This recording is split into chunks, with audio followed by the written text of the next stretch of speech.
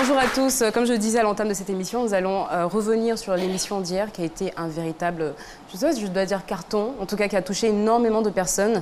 Donc je rappelle, le thème était séparé d'avec mon concubin.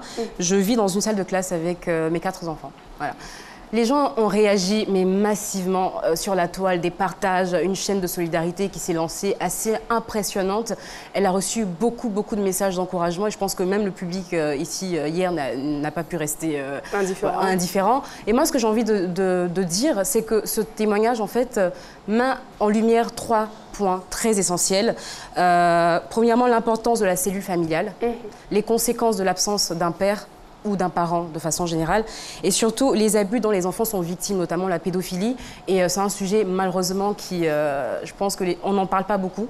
Donc j'ai envie de dire, ouvrons l'œil et surtout soyons un tout petit peu sensibles. Voilà. Et justement hier, comme dans cette émission, il n'y a jamais de hasard, on a reçu sur ce même plateau Mamadou Sakho, qui est footballeur international, qui est également à la tête de l'association AMSEC, je pense que c'est ça, une association qui axe ses actions sur l'éducation, le sport, la santé, le développement humanitaire et le social. Il était donc sur ce plateau, il a été extrêmement touché par le témoignage de cette femme. Il a fait un geste, évidemment, donc en off, voilà, pour tout le monde. Et Jessica, il n'a pas été le seul à réagir. Je voudrais rajouter que John Jay en off aussi, parce que John Jay était de la délégation. Il a décidé d'accompagner cette dame. Il lui a demandé où est-ce que vous habitez. Elle a dit dans une salle de classe. Mais vous voulez habiter quelle commune? Elle dit, je veux rester à Koumassi. Allez-y chercher une maison, je vous remets l'argent de la caution. Et, il y avait un autre monsieur... il y avait un autre monsieur qui, je veux dire, qui voulait la joindre. Il était aussi de la délégation, il lui a demandé, alors, vous avez quel numéro de téléphone? Elle dit, ah, malheureusement, je n'ai pas de téléphone. Séance tenante, il lui a remis de l'argent pour son téléphone. Et juste après, on a reçu un appel d'une styliste, Christian B, qui lui dit, je lui offre du travail. C'est-à-dire que je la forme en tant que couturière, mais chaque fin de mois, c'est moi qui la paye. Donc, comment ne pas dire que les Ivoiriens sont formidables, Jessica?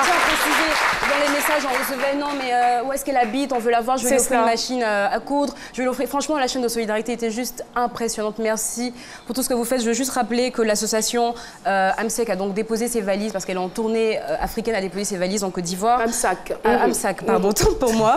Elle est en train en ce moment de construire un orphelinat au Sénégal, je pense, l'orphelinat Souleymane Sakho. Donc pour plus d'informations, www.amsac. Pourquoi je dis? C'est AMSAC? C'est ça. C'est AMSAC, c'est bien ça. Mamadou Sakho, ok. AMSAC.net. Et moi, c'est à cause du prof d'anglais, vous prononcez en anglais.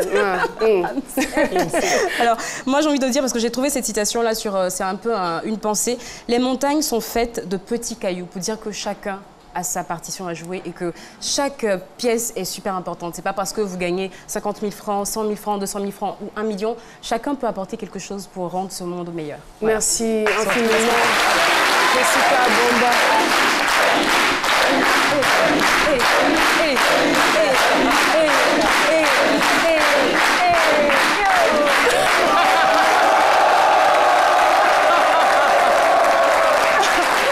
Jessica Bomba, en tout cas, merci beaucoup. Je veux dire, c'est pour ces moments-là qu'on aime faire ce genre de métier. C'est vrai que ce n'est pas une émission ouverte forcément au social. Voilà, c'est un témoignage parmi tant d'autres. Il y a des personnes ici qui viennent nous rendre des témoignages comme le témoignage qu'on a reçu aujourd'hui. Aujourd'hui, c'était un témoignage pour inspirer, encourager les jeunes au travail. Voilà, il a usé de persévérance et de vaillance. Aujourd'hui, il se retrouve à la tête d'une structure et avec des employés et qui performent, on va dire, dans leur domaine d'activité. Et voilà, donc on a toutes sortes de témoignages. Donc on a eu le témoignage de cette dame hier qui n'a pas laissé les Ivoiriens indifférents. Les réactions continuent, même encore ce matin, il y a eu des appels, il y a des ONG.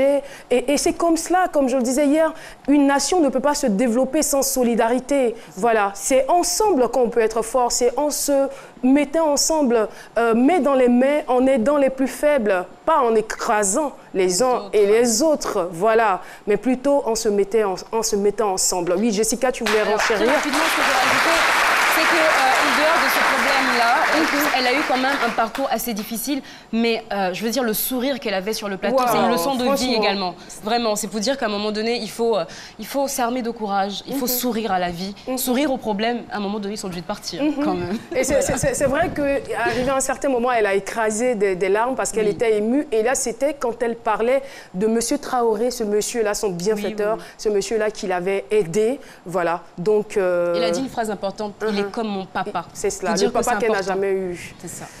Ah, vraiment. Que d'émotions, comprenez-vous? Ça fait du bien quand même d'être le canal par lequel d'autres personnes retrouvent le sourire. En une fraction de seconde, sa vie a changé. Donc pour dire que vous qui nous regardez, très chers téléspectateurs, il ne faut jamais désespérer, il ne faut jamais baisser les bras. Gardez espoir, quoi qu'il arrive. Tant que vous n'avez pas encore rendu votre dernier souffle, tout est encore possible. Et c'est sur ces mots que nous allons vous dire au revoir. Rendez-vous